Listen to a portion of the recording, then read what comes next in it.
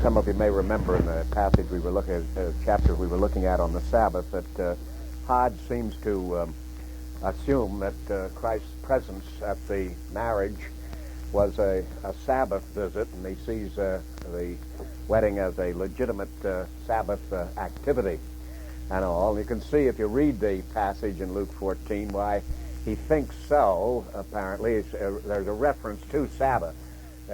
Sabbath controversy, as a matter of fact, and then this next narrative follows along, and all you can say about it is it's possible it was the Sabbath. You could never prove from the contextual relationship, because none of these synoptic narratives is necessarily strictly historical, following in that kind of sequence, but it's a possibility that it was, and all, and Hodge thinks so. But it would be a very thin basis on which to rest the legitimacy of weddings on the Lord's Day. On this other matter of living will, I would say it's an immoral thing. It's a legal thing, is it not, Bob? There's nothing illegal about a living will. You're all familiar with a living will. That is, I could draw up a will now that if I ever passed into a state where I was being kept alive merely by medical science and was unable to make a judgment myself, and my wife was not available or around or whatever, that I would authorize whoever's in authority here to terminate my life when I was unable to make the decision myself. It's called a living will, and people who believe in it urge you urgently to prepare such a will now. I would say it's an immoral thing to do, because you don't have an authority to take your own life in any case, and of course you can't delegate that authority, which is illegitimate in the first place. Now, it may well be that in a given situation, the only way by which I could be kept alive would be by either food supply or by medical treatment, so that I wouldn't die, and it would cost so many thousands of dollars to do that, and I may not have the money, or my family may not have the money to be able to afford it.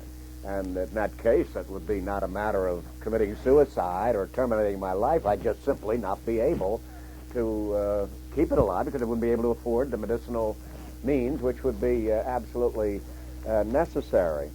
But you see, a living will wouldn't be necessary to handle a situation like that. If you ever got into that situation, and here I am dying, except as I'm kept alive by artificial supports, and so on, and I and my estate simply don't have any money for further support, well, they'll just pull the plug unless the state takes over or something like that. So you wouldn't need a will for that. It would take place by default. You wouldn't have the economic wherewithal to do it. But really what I see the living will is as a projection into the future, when you would not be making the decision in person of a decision you wouldn't have the right to make even if you were there. Alive. It wouldn't be legitimate even if you were doing it. It certainly wouldn't be legitimate for you to authorize someone else or those in authority to do it. Any question or comment? I will have to limit the discussions on these, because I got to look at this other question about organ transplant. This is a sort of gabfest aspect of the thing. These questions came up last time for the agenda, and I'm making a brief comment. I'll take a brief question or something. We just have to watch that we don't take too much time on it. I don't think the state will disconnect you if you run out of money. I've never heard of them doing that. And I think that's what the living will is really for, not just, if I can't make a decision, somebody else makes a decision, but if I am in such a condition that I'm only being kept alive by artificial means and there's no hope for me to recover to the point where I... Yeah, but if you're alive and conscious, why don't you say that on the spot? Why do you have to make a will now that to go into effect when you're in a coma or something 10 years from now? Because you aren't usually conscious when you're in that state. That's what I mean. You see, the point about it is, if you don't have a right to do that now, see. You would have to judge at that particular time when you're in a coma or in some way unconscious for some duration of time that since you are in that condition, you're authorizing yourself somebody else to do that. But see, it's not a legitimate thing for a person to terminate life unless it's absolutely necessary. It's what we call suicide. And that is something, whether I'm conscious or unconscious, I can't do or authorize anybody else to do. The only reason people do it and urge a living will now is they've taken that position. That if they ever get consciously into that state where they're just being kept alive consciously by artificial means, they would decide at the time, if they had the authority to do so, to pull the plug, to let me die. You know how the woman has been begging to let them die and so on. They'd do that type of thing. I'm saying that is immoral. If it is immoral at the time, it would be immoral in the future for me to authorize. Just the fact that I am now in a coma state and not able to make the decision wouldn't change the fact if it was a wrong thing in the first place. The people who favor that don't think it's wrong. I mean, sure, they would say, if they were conscious at the moment, they would say they ought to have the right to authorize the pulling of the plug or command the pulling of the plug. You know the Karen Quinlan case and so on. It raised that type of matter. If it is legitimate, then of course it would be legitimate to make a living will. It'd be a wise thing. If you think it's legitimate for you under certain circumstances like that to terminate your life, if any of you have that persuasion, I would think the logical thing would do to write a will as soon as you have an opportunity. Because that's what you would want to do, and the only reason you wouldn't be doing it is because you're comatose or unable to do it. But on the other hand, if what I'm saying is true, that you don't have the right to terminate your life when you're conscious, you don't have the right to terminate it when you're unconscious and turn it over to somebody else to do. These two positions hang together or fall together, as the case may be, I would say. This matter of, I guess I better have to terminate that. This other question on organ transplants, I'll read this fairly rapidly, but I thought I would write it out to speak more briefly. Death of the body occurs when the soul leaves the body. This is what we would say is the biblical doctrine. Secondly, although death has occurred, some of the bodily organs can now be kept alive and transplanted into living persons, as we all know. Obviously, this can help the living without doing harm to the departed soul of the remaining dying body. The soul has gone into either heaven or hell. It's going to live forever. There's no death in that sense of a word at all. It's just that this body, which has been abandoned by the soul. I'm speaking theologically now. We're speaking this way.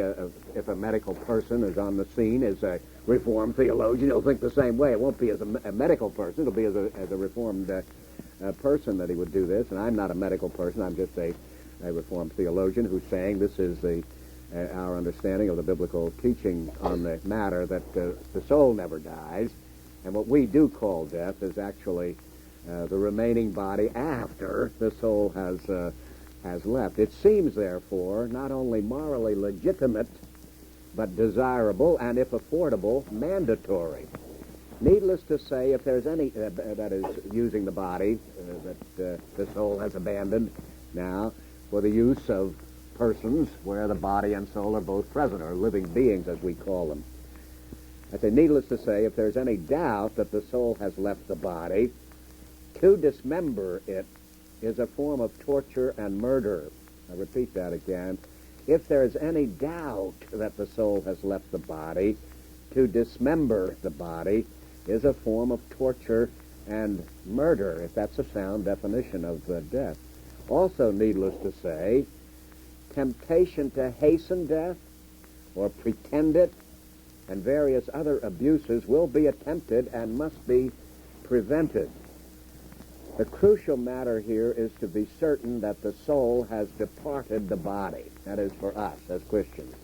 And as I say, medical people will take the same position if they're thinking theologically as we're thinking here. The crucial matter is to be certain that the soul has left the body. If you can indulge me a little longer, that's just on organ transplants. Now, that precipitates the question of death, and I think I brought the wrong paper here to be. Yes, this is I know what it is. This is something I might want to read at the end after we've had a discussion of the topic of the evening in Hodge.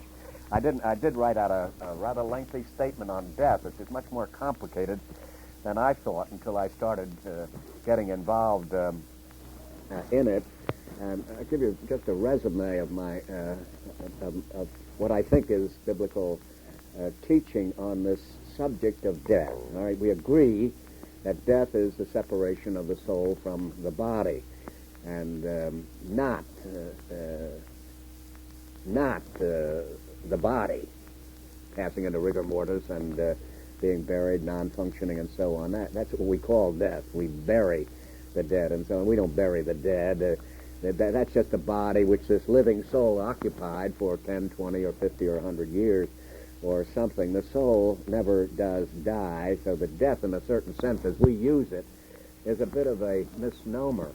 If we therefore return to basic thinking on this subject, the definition, the biblical definition, that death is the separation of the soul from the body, and meaning that the soul continuing to live, the body no longer functions as a total entity, as a functioning entity. Now, at this point, therefore, death will have to be defined by the theologian, not by the medical person. You can't tell from the body directly whether the soul is left, and you can't see the invisible soul depart, and so on. So at that particular bunker, we have to take over and define death, and we define it the way I have mentioned. Now, where the medical people come in with their expertise is working on this body from which the soul may presumably have departed. Nobody sees it. Theologian or secularist is equally incompetent in that area. We just know that there is such a thing as a soul going to the other world, heaven or hell, and leaving behind the body. Thus saith the theologian, as it were, the biblical person. Now, when it comes to the body, we step aside and turn this matter over to the medical people. And what do? Well, they discover that whether the body is separated from the soul or not, the body is not functioning normally, and in the abnormal situation we have today is that parts of it can be made to function, kidneys and hearts and things like that, even hearts apparently, when the body is not functioning as an integrated unit, which is what we mean by the body in distinction from the parts of the body. It seems to me that what the medical experts would have to do at this point, when there is some suspicion, previously we didn't have this problem because we weren't able to preserve parts of the body, and we just assumed that the soul had departed, and we may very well have buried living people and so on and committed crimes that we were not conscious of then, as we would be now.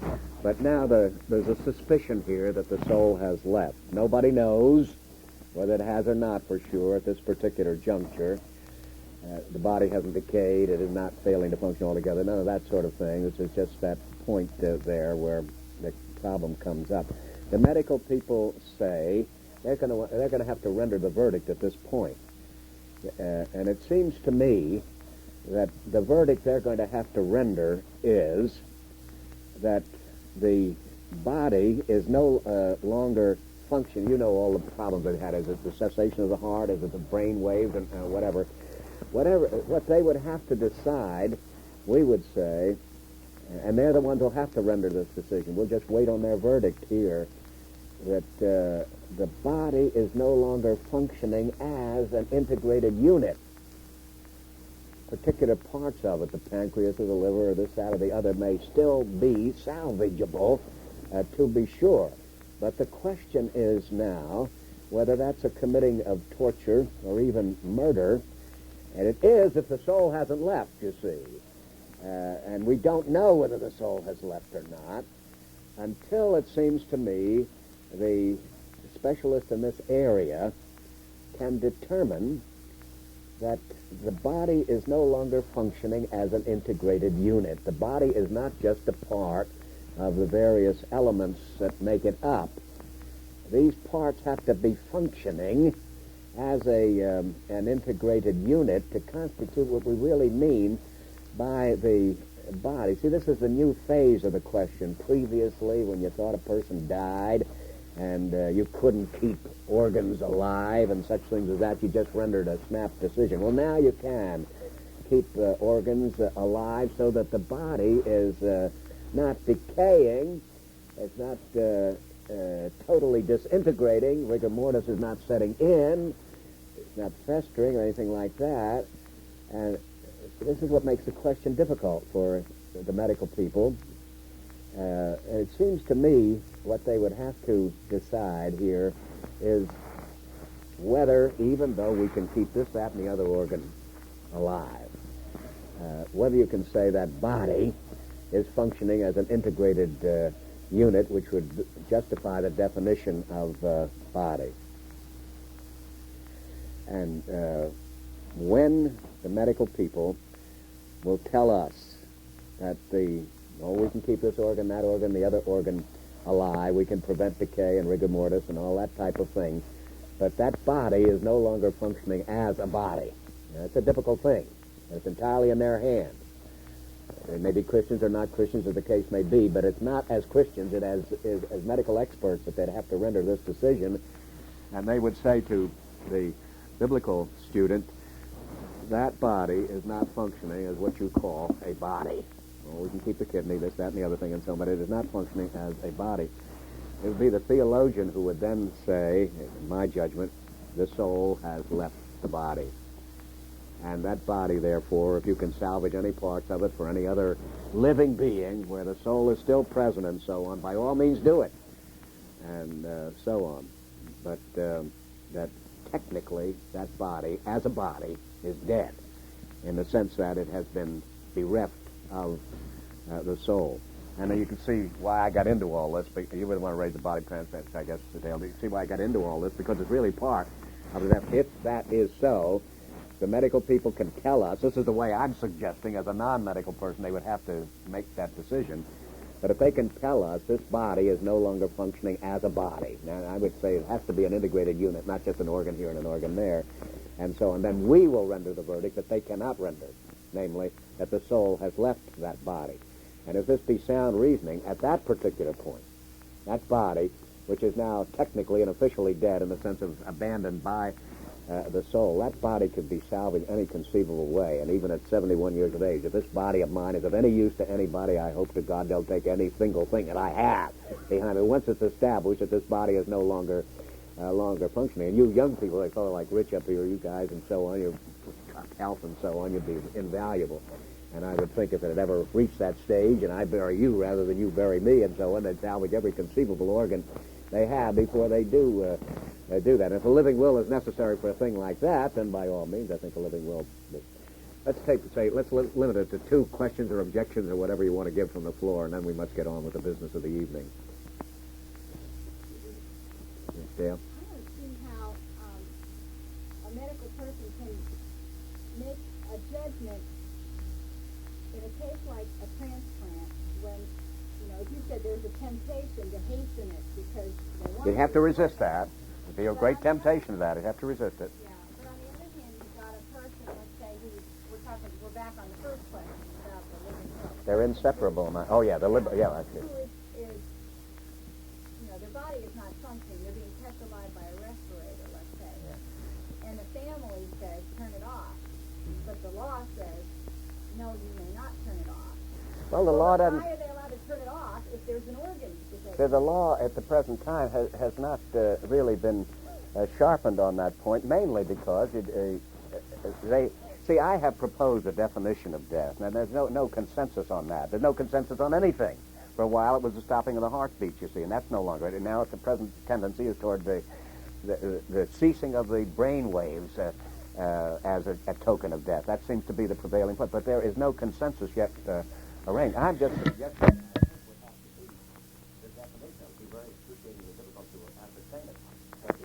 with a theological proposition. We are a dual entity. We are basically a soul which possesses a body, and at a certain time, before Jesus Christ returns, there's going to be a separation. And when that separation has taken place, then the body is dead. Now, if we could see the soul depart, if we knew exactly when the soul would depart. For example, if I died in the presence of you, and you actually just didn't just see me fall down here and carry me to a hospital, but if you actually could see or know in some definite way that the soul was there, then my body would be absolutely up for use any way conceivable. The if it was of any use at all. But since you don't know that, can't see that, God doesn't make any revelations about it, and so on, then the question, the thing I'm suggesting, because there's no consensus here, would go out. This isn't just a combination of organs that makes the human body. It's a unified structure which is amenable to the directions of the mind or the soul, which is now departed. And that what we have discovered in modern times is that we can keep parts of that entity, a combination of organs and so on, we can keep them alive. And I'm trying to say the fact that you can keep them alive doesn't prove you're keeping the body alive, and so on. And if that's the case, the body has really been abandoned, and that's the cue. You see, we theologians, we say, that's death. But you people in the area of science are going to have to tell us when that has been reached, and then we will say, as far as transplanted organs, by all means, transplant anything you possibly can do. There's nothing sacrilegious about your having somebody else's kidney or anything like that, as long as you have not committed a murder or torture against that person. Where I have the difficulty is in the case where someone is on a respirator, okay, and the doctors are hesitant to... I know that. I'm not putting the ball in their court. On the other hand, they have to cause death. That's right. That's right. They've got to agree on what it is. I say right now it's brain waves. And brain waves are part of it may be part of what I'm talking about, of the disintegration of the body as a functioning unit, and so on. We haven't come to that. As long as we haven't come to that, we're not going to be sure. No, all we're going to have to wait for right now, in the absence of a consensus, I would say, is we're going to have to abide by the decision of those most competent to make a decision in this area, namely the medical profession. And if they say that body is, okay, Gerstner, use your language if you want to, not an integrated entity any longer, or whatever, we don't call it a body any longer, then, of course, that means the soul has departed. To the best of human knowledge, we know the soul has departed. The body is for anybody's use that can benefit from it. Any other person want to make a comment before we let that subject rest? Now, in the theme of the evening here, the baptism is a subject, and as I mentioned this morning, I want to give the burden of the evening to a rather close analysis of the difference here between the Puritan Calvinists and the general run of Continental and even American Presbyterian Calvinists, and to be personal, between Jonathon Edwards and Charles Hodge. But that's on page 569. But long before we get there, there's a discussion of baptism of infants and the fundamental case for the baptism of infants. And I don't think I'll take time to summarize it, but I would like you to feel free to raise question. That's the very beginning, say on page 545, the common Protestant theory, infant baptism is taken up, on page 5, infant baptism, and then his first proposition. Maybe I can just mention these and we can see whether you want to raise any questions on this matter of why we baptize infants, and he's discussing some of the variations among Protestants on this. But the first proposition he makes is that the visible church, that's on page 547, is a divine institution. And the second proposition, that the visible church does not consist exclusively of the regenerate. And the third, that the commonwealth of Israel was the church. I'll read these and then we'll come back to them, but let's get his picture before us. The fourth proposition on 549 is that the church under the new dispensation is identical with that under the old. And then the next proposition on page 552 is that the terms of admission into the church before the Advent were the same as are required for admission into the Christian church now, after the Advent. The sixth proposition, that infants were members of the church under the Old Testament economy. And the eighth proposition on seventh on 556, that there is nothing in the New Testament which justifies the exclusion of the children of believers from membership in the church.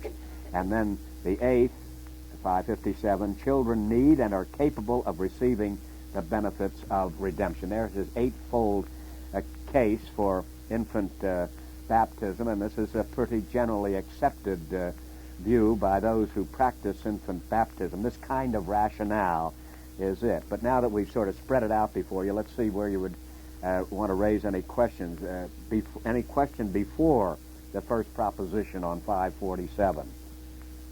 Any question about the very first proposition that the visible church, in distinction from the invisible church, is a divine institution? Of course, the invisible church is a divine institution.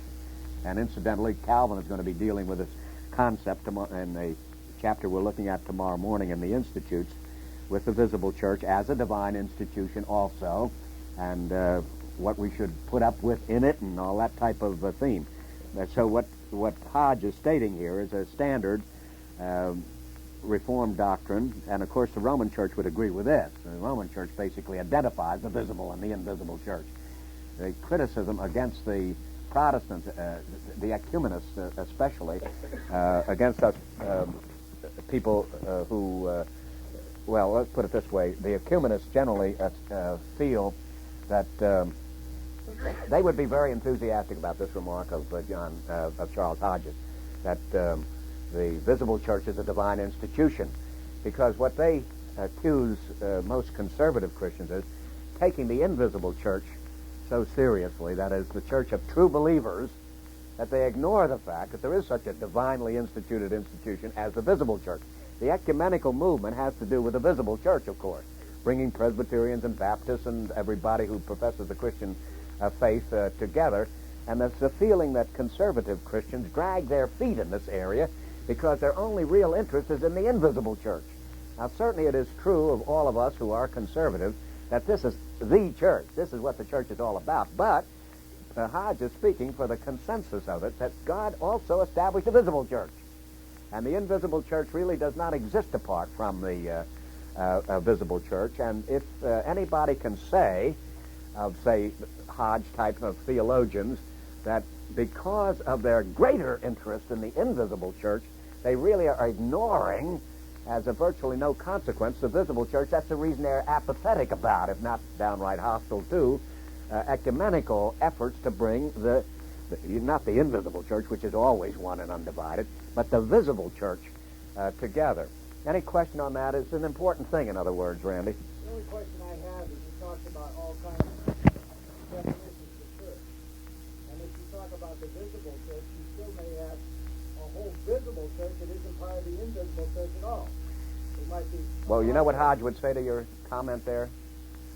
I think, for instance, maybe Rome isn't part of the visible church, the invisible church at all. I don't know what it is. Yeah, he would say that's the whole point, though. You see, that is really not a part of the visible church. The Church of the Latter-day Saints is not a part of the visible church. The Jehovah's Witnesses is not a part of the visible church. Many people call themselves, but I'm glad you made that observation, because when he talks about the visible church, he talks about a church which professes what's essential to the Christian religion. As he would waffle on the Roman Church, but he wouldn't on the matter of the Mormons or the Jehovah's Witnesses or the Unitarians or any like that. They are not a part of it, no matter what they claim. We do not recognize them because they do not affirm what is absolutely essential to the Christian religion, as we do. But since we do recognize Baptists and Lutherans and Episcopalians, etc., as far as their creed goes, they may have their delinquencies and all the rest, just as Presbyterians do, but as far as their creed and organization is concerned, they meet the definition of a visible church. And what the ecumenists are saying, they are split to smithereens, and they ought to be brought together, and we, people like ourselves, are not doing enough because of our preoccupation with the invisible church. And I'd say if we're guilty of that, it is something of which we should be ashamed and should rectify our ways, because we do believe in the visible church. It doesn't follow that because we believe in the visible church that we believe in every proposed union that people have come down the pike with and so on. They have all sorts of unions that we would say are not advisable, even though it's deplorable that we have the division at the present time. Do you all follow that? Any question then on the first point here? Yes, Kay? The last sentence on that first point, it says, "This is the kingdom of God of which our Lord discourses in so many of his parables."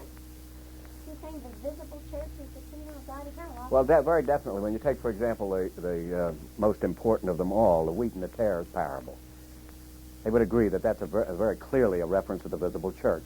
The visible, organized church has planted in it people who look as if they are legitimate members but are not, and they look so much as if they are that their extrication is impossible at the present time and ill-advised. And we are told in that parable if it's a proper interpretation of it, as Hodge would think it is, and I do too for what that's worth and so on, then it's a positive sin for us to try to extricate all offenders there.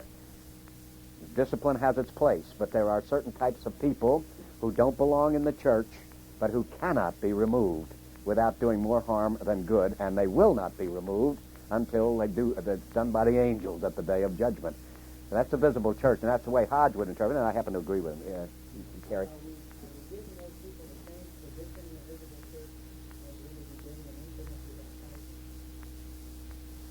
Are we giving the tares in the church the same position?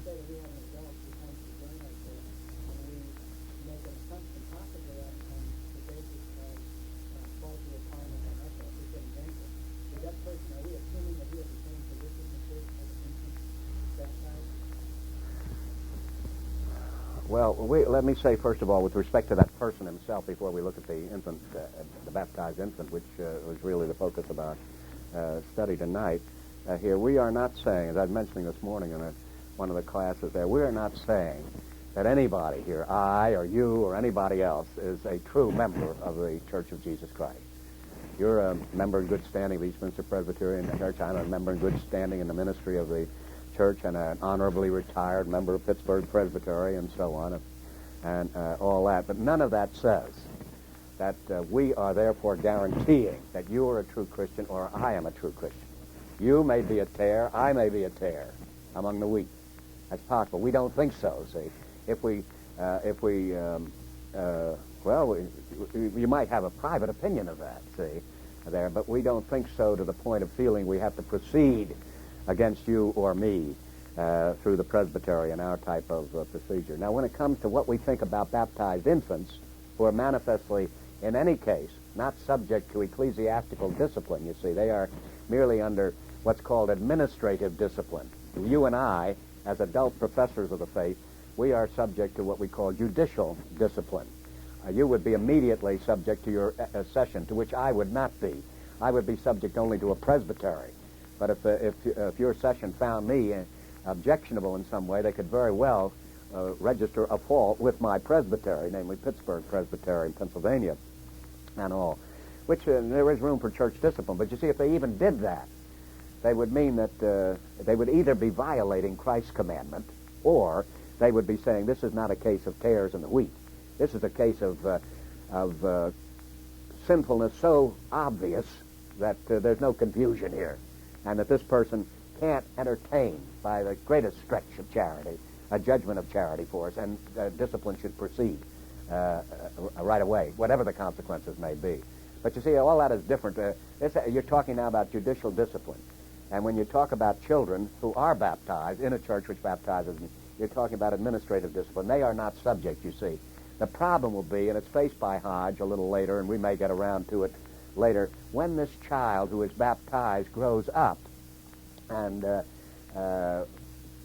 lying, cheating, every way living contrary to the profession of the Christian faith, but can't be removed because he's not subject to judicial discipline, you see. What is the problem? And what do you do with a person like that? You've got to have some way. He'll mention at one point they can be discovenanted. There comes a question there whether they have to withdraw themselves. When I once taught church government, I used to pose a question to them. Is it possible for a mafia hitman to be a member of the Presbyterian Church USA? And the answer is yes. Because of a little slippage in our order there. We never meant that. And, of course, the people in Riverside Drive in New York would be flushed if this point ever came out and so on. But the point is, a person could have been baptized in infancy, and he could have become a hitman for the mafia. As a matter of fact, a practicing murderer, who what by no means to have any relationship with the church. But as long as he was only under administrative discipline, he couldn't actually be removed. It's one of the problems you have that will come out in the discussion this evening.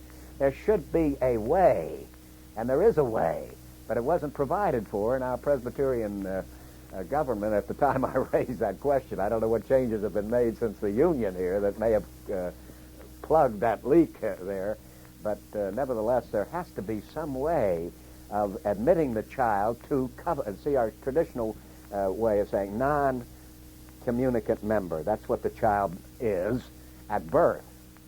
And he is recognized as such by infant baptism. But he's a non-communicant member. He cannot receive the communion until he makes a profession of faith for himself and becomes a communicant member. That's what happens when you call people joining the church. Strictly speaking, that's a misnomer. They joined the church when they were baptized in infancy as non-communicant members, and they ought to be counted as members. For example, that child who was baptized by Doug Pratt this morning at the 8:15 service, I hope he or she, I couldn't tell which one, I couldn't hear very well, and so what was it, a boy or a girl? A girl. She should be, Mr. Elder, she should be immediately included as a member of the Eastminster congregation, you know. She should be a statistic, but as a non-communicant member. And some way should be provided for that child at a later age to make a profession of faith or disavow, one or the other, so that she did not continue indefinitely as a non-communicant member, you see. And there's some slippage in that area, and we have all sorts of people on church rolls who ought not to be there for that reason. Yes, please. John, to exactly compare the status of a person who is by some mistake admitted into the visible church as an adult, Yeah. and the status of a baptized infant, you would have to say that the adult being admitted as a communicant member actually has a higher status in the church, voting, membership, of the right to... Oh, he's a presumed Christian. Right. Yeah. We're not even saying, Hodge is, we've got a problem here. You've got to watch the difference between Gerstner and Hodge at this particular point. But I would say we are not as Presbyterians, but Hodge would carry more weight than I would at that. I mean, he's much more of an expert in this area, even though he's been dead 100 years and so on. He's very, very familiar with this area. But I would say he ought not to consider that person as a Christian at all, just on the verse of faith. But he has language there so strong that I think he... And Calvin waffles on this. The Puritans, you see, took the position that I think is right. But you have to admit the Presbyterian majority has been the other way. So they would say with you, yes, we do believe that that child is a Christian, saved, actually, until there's some evidence to the contrary. The Puritans would say, no. You consider him as an unsaved non-communicant member until there's some evidence that he has been converted, see, and so on. At this particular point, I think the Puritans are the ones who are sound in the Reformed faith. But I have to admit that Calvin waffles. It's hard to tell where Calvin... Hodge waffles a little bit, but he leans even more to that notion that they are saved persons and so on. And yet it's not, there are other things he says which are incompatible with that idea. But this makes this discussion complicated here, and I try to keep it as uncomplicated as possible.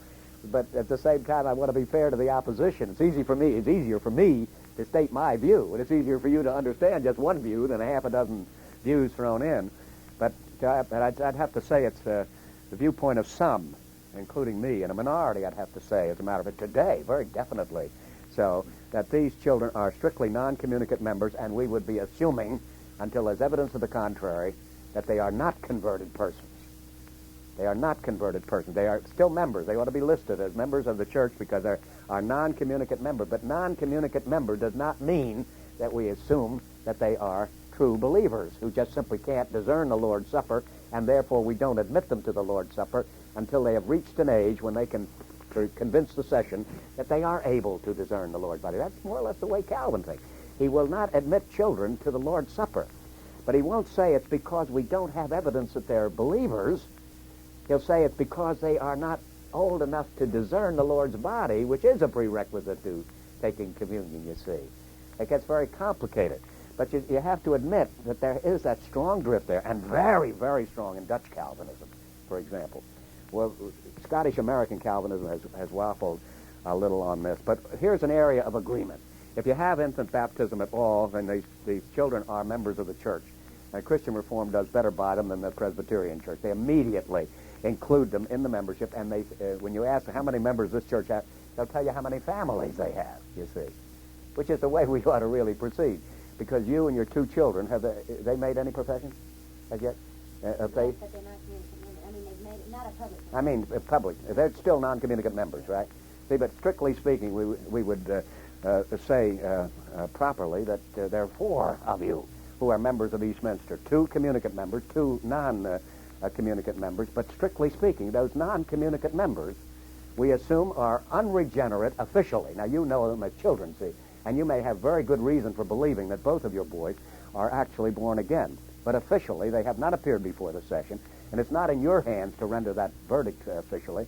It's the session's hand to make that, and until they do make that, then, in our opinion, they are unregenerate little children being reared in the nurture and admonition of the Lord, and you've taken a vow as parents to show them their lost condition and lead them to.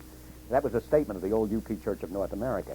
You had promised to teach your children their lost condition by nature and lead them to the Savior. But you see, when you take language like that, you certainly are not assuming they're little saints. You're assuming they're little sinners. They need to be taught their lost condition by nature, and you have to lead them to the Christ who can alone deal with the little sinners. Whereas in this other view, you see, it's rampant in the Dutch Calvinism, and it's permeating ours as well. They are little saints. See? The only difference between them and their parents is their parents are old enough to discern the Lord's body and thus receive the communion. These have the same heart, but they are not old enough and therefore should not be called communicant members, not because they're not members of Christ, but because they're not mature enough to receive his body. Some people who are very strong on this will say it's a downright sin to evangelize your children, to act as if they're little lost people and so on. A downright sin. And of course, they're quite consistent in that, too. Don't they see that as justification by baptism? No. But they won't even say baptismal regeneration. See? They don't fall into that. I don't know of any Reformed person, no matter how strongly he feels on that, who has ever taken a position of baptismal regeneration. Abraham Kuyper got very close to saying that the children of believers are regenerated before, at the time of, or after infant baptism. But they're very, very cagey about anything like infant baptism.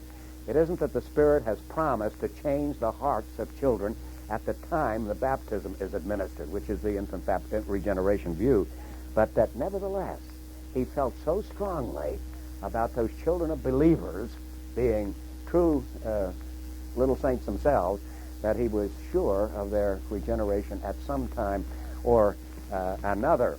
But even then, you see, they could still be little sinners now. Yes, Sir Rich. Well, how does he get by the?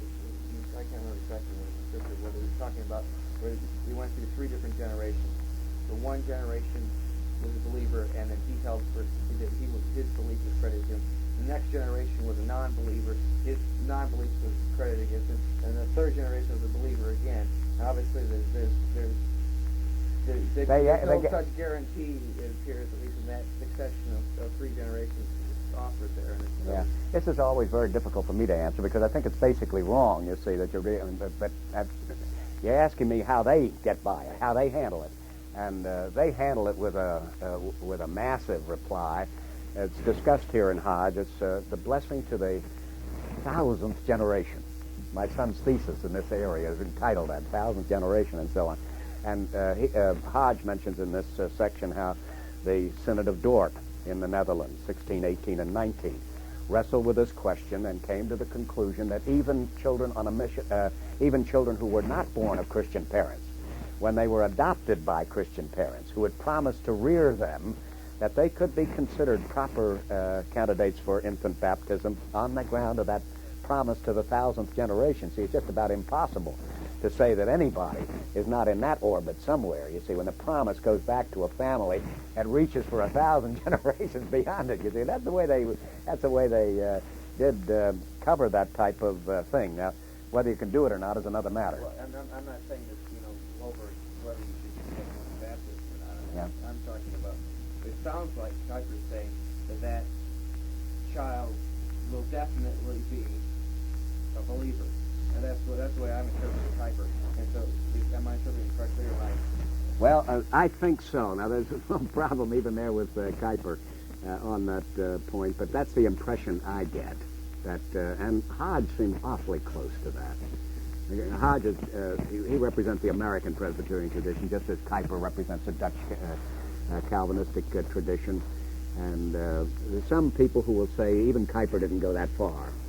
And Hodge is usually not thought of as going as far as Kuyper, but certainly Hodge makes some statements here that makes it sound very much as if they are saved children. And you remember when we started this study of Hodge's Systematic, the very beginning, remember, he makes that statement based on Romans 12 that the righteousness of Jesus Christ comes to every human being on the face of the earth, not just to those who happen to be related to believing parents. So I don't know whether people have written a good many doctoral theses on Hodge, but I don't know of anybody having done a thorough piece of work on his view of the covenant vis-a-vis the infants there. I think it'd be an interesting study, and I wouldn't be at all surprised if you read the overall corpus of Hodge's writings that you would get the impression that he was really believing that everybody would. The problem then would be, of course, how you ever avoid universalism and universal salvation. And we know he opposes that, see.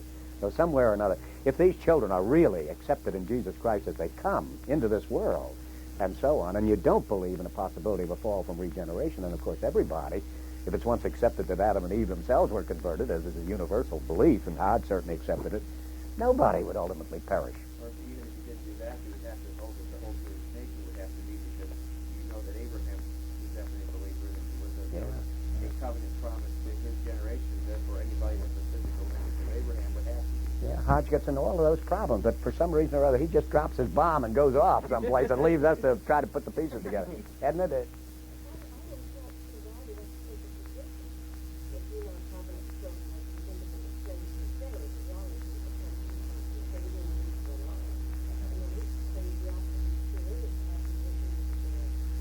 Well, one of the, of course, immediate...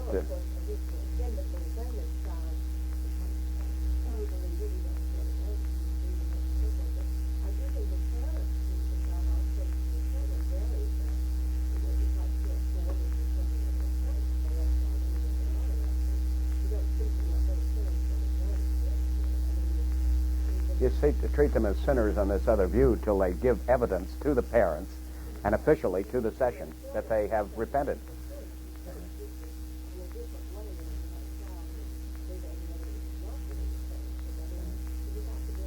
But you wouldn't do that, you see, if you really believe they were in the covenant, no matter how obstreperous and unchristian may be the behavior of that child, you would have to say to yourself, he's a Christian, nevertheless. That's part of the problem with this sort of thing, and that's part of the thing that Edwards struggled with in New England, you see. Well, you do according to this view. You apparently don't like the view, and as I suspect you don't, and so on, but at the same time, you would on this particular view. There would be no difference between Jacob and Esau. The last analysis, when Christ blesses the little children according to this view, you know there were little Esau's as well as little Jacobs among them, and so on. But if that blessing is an indication of the fact, as Hodge deals, and John Murray, I heard John Murray as a student of his say the same thing, that toiutos of such a class is the kingdom of heaven. You know John Murray, too. I had to do some secretarial work for him at one time, but I was a student of his. But that's the kind of view that you'd have, and Rich was mentioning some of the other problems. But at any rate, to get back to our text here, the visible church is a divine institution. We'll go over some of these others more easily because we're ranging, as is very appropriate. The second proposition, the visible church does not consist exclusively of the regenerate. Now, see, that's utterly incompatible with that other proposition, as you can see. It would have to, even though they wouldn't be baptismally regenerate. The visible church would... No, that's right. Actually, this is what Hodge would be thinking about. But as far as the children are concerned, he's got a view here that would certainly think that the professed Christians plus their baptized children, their children who would be baptized, they would be, in this other view, they would be regenerate. It wouldn't be baptismal regeneration, but even be prior to baptism, be in the womb virtually. They were regenerate. But at any rate, I hope I didn't lose you on that point. I'm just saying here that this doesn't seem to be compatible with Hodge's view of the church, which is made up of believers and unbelievers. It seemed to be a problem with his system. Theoretically, if a person's a believer, he's united to the church, he has children, and those children are chosen people. It's according to some of his later views, and in that sense of the word, as long as these adults are not excommunicated, they are members in good standing of the church, and their children are children of election too, really, then of course you would have a pure church, or else you'd have what you know Hodge does not believe, namely a fall from grace. The possibility of fall from grace, we know he absolutely rejects that. Yes, yes. The child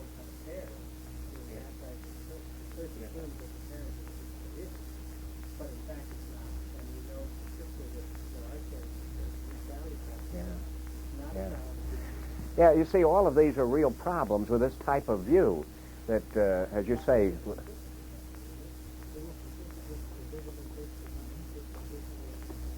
yes, but you see, I was running ahead of myself on that point. What I'm saying is that Hodge doesn't make that distinction when people come and who are members in good standing. Now, not everybody in Eastminster is a converted person. I don't think anybody would suppose that's the case there. But anybody who is a member in good standing at the church and brings his child for baptism, he and the parents are Christians, and now the child is actually incorporated as well. So you would have, he wouldn't be drawing the line at saying, I'm assuming that these people who are in good standing are real Christians, you see.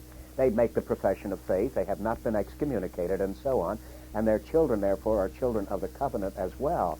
Now, what you're thinking about, which is altogether relevant, any promise that's made to Abraham as a parent is made to Abraham as a believer. But we don't make that kind of distinction usually. We deal with the people who make the profession of faith, whether it's a genuine one or not. And Hodge, though in some of his writings on ecclesiology, he will make that kind of distinction. When he's talking here about the covenant, you know, I'm sure if you read all these pages, I don't remember a single allusion to a thing like that. It's not in his thinking. That's the reason I don't think it's authentic Reformed thinking. I think it creates problems and debates and so on, and we feel them here. But nevertheless, this is the real Charles Hodge standing up right now when he says the visible church does not consist exclusively of the regenerate. But it's not the Charles Hodge who really thinks that Adam and Eve were believers at the beginning and their children therefore were chosen and their children would have to have been chosen and so on and so on. You see, that's just something that he hasn't worked out there. And it looks as if the whole tradition hasn't worked it out. It's part of the reason we lapse into nominalism so easily in our tradition, as it couldn't happen in the Puritan tradition so well. See, the Puritans, they went down fighting. They were holding for this particular doctrine and making a careful distinction between genuine believers and merely appearing believers, foolish virgins and wise virgins. And they were also saying that these children, even though they had a covenantal relationship and they were baptized and so on, were not necessarily Christians. And unless they were converted, you would have to assume they were not Christians and so on. They're really consistent, I maintain, with the Reformed faith. But when you get people like Hodge and Calvin vacillating on it, you can see why there's a good deal of confusion. Another problem with this is if you have somebody who is, say, part of the invisible church, they baptize their children. If you follow what they say, if one of those children then turns out to be unregenerate, it would almost be a verification that the parent was not himself regenerate. Yes, that's part of the problem. Theoretically, see, it wouldn't happen there.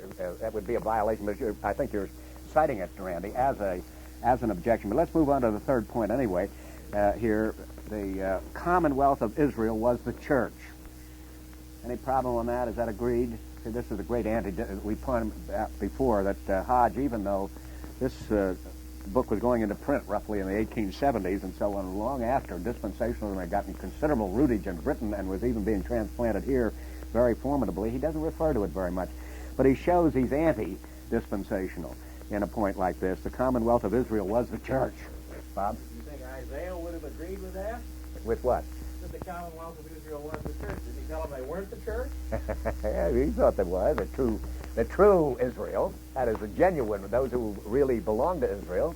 It's the same, they belong to the same church you do. They were just more narrow. You remember when you were there in the morning, Bob, when we discussed Calvin on the dissimilarities and the similarities between the Old Testament and New Testament? He was saying the same thing.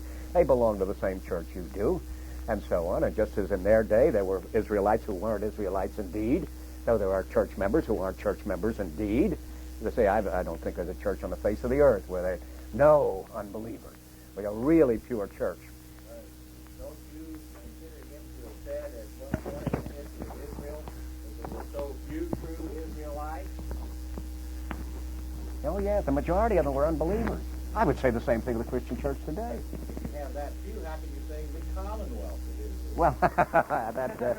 You got a lawyer on your hands. They don't. That Commonwealth there is perfectly true. The word common doesn't mean that pertaining to the, but they don't mean that they're talking about all who are professing Israelites. See, that's the Commonwealth. Now, in that Commonwealth, just as in the visible church today, all who make profession of faith in an Orthodox communion and so on, such as the Jehovah's Witnesses or not, and all that. All of those are considered a part of the church, the visible church. And so even though it may well be true, and I personally believe it is true, the vast majority of members of the Commonwealth of Israel today, the true church today, the true visible church today, are probably not born-again believers. Many be called, but few are chosen. These are the called persons who actually respond, but they don't actually respond inwardly, and they're not truly chosen of God. But there's no difference in that. It's just the word commonwealth that is used. But the visible church, it's not a church at all. The visible church is mostly not a church, is what you'd say if this is true here. And I think it's been that way all the time. It's a remnant of the remnant, actually. It's the reason it's very, very difficult for me to live with a post-millennial idea. I can't see it in the pages of Scripture anywhere that the time is going to come where instead of the minority being the true believers, the overwhelming majority of mankind are going to be true believers, which is the post-millennial idea. A time is coming when the Spirit of Edwards believed this with all his heart and with all his pen, too. He wrote profusely on the subject.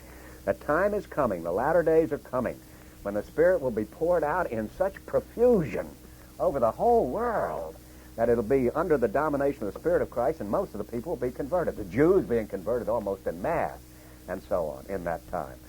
And as you can imagine, when Edwards takes a position like that, he masses Scripture after Scripture after Scripture to try to show it. And he also did believe, as Luther believed in his own time, and people are trying to believe about their own time, Edwards did think that perhaps it was beginning in these United States of America. Here, that certainly a pouring out of the Spirit in New England, such as he had believed had not happened in the history of the church since Pentecost, and so on, was a harbinger of a general millennial drift, he believed. Now, we are 200 and more years after that event. I just can't imagine that Jonathon Edwards would think that we've made anything but digress since that time, that our situation is far, far worse. And he deplored it in his day, what he would say about our day.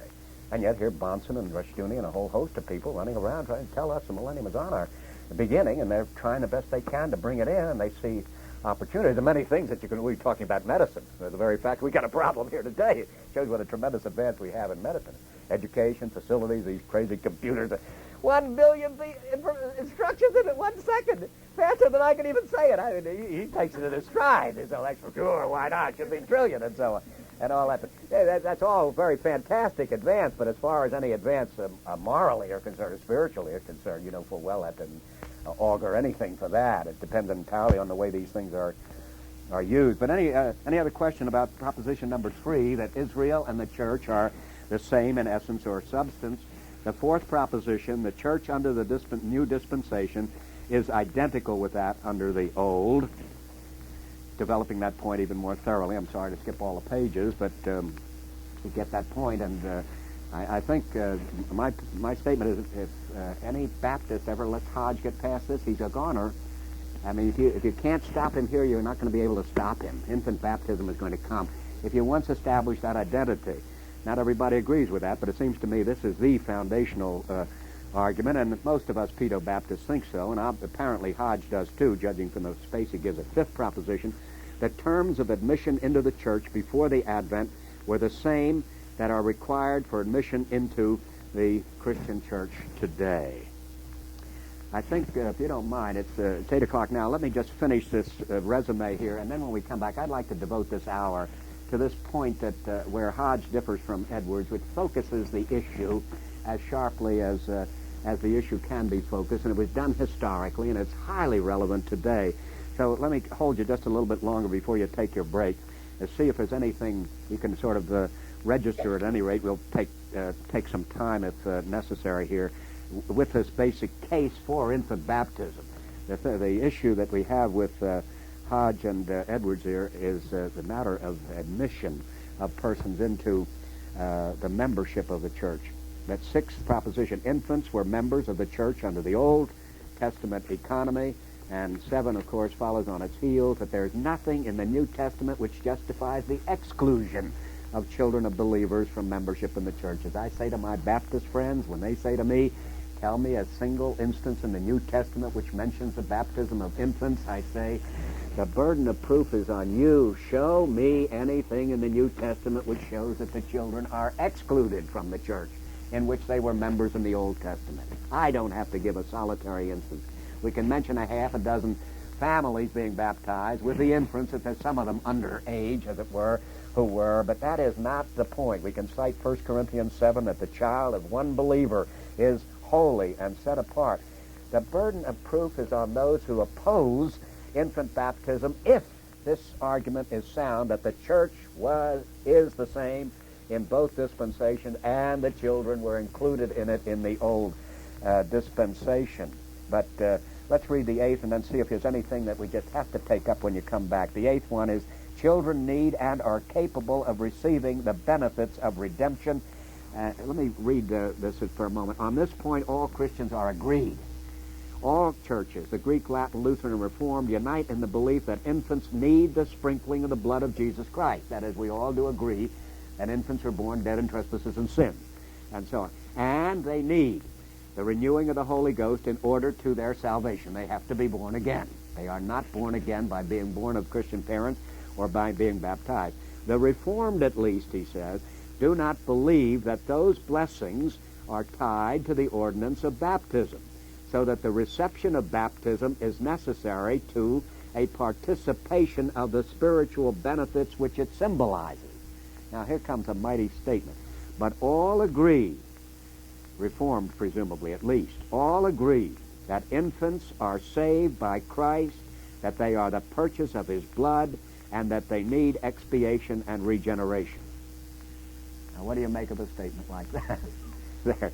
They have been purchased, you see, which means, of course, if they have been purchased by Jesus Christ in any ordinary use of it, that they are saved and purchased by Jesus Christ. They are his. They are elect. They still need to be regenerated. But the point is, they will be regenerated. If their regeneration has been purchased by Christ, if their redemption has been purchased by Christ, what seems to me a sentence like this is saying here is that they are elect. And sooner or later, they are going to be converted. The fact that they've been purchased means that their regeneration and everything else has been purchased, but it's not necessarily given to them in infancy, and certainly not associated specifically and dependently on baptism, but it is purchased for Christ, and it is theirs. And whether it doesn't come to them till the last moments, like a thief on the cross, or whether it comes to them while they're still children, it is theirs.